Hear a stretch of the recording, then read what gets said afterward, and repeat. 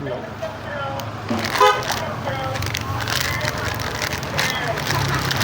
có gì đâu bạn nè. Nên cho một màu. Màu. Cho hai.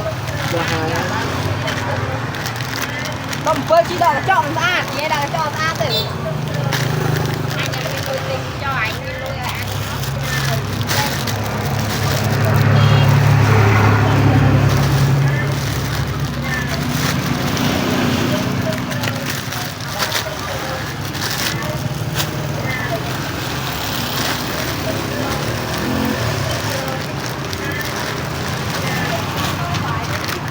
Cái xong dây tha mỏng phơi chỉ bằng chọn mà xã đặng chọn ai đây dây tha thì bay cho anh em đi lùi cái cho bài trên ao lùi anh mau qua làm đi ăn cái chọn đây dọn tiêu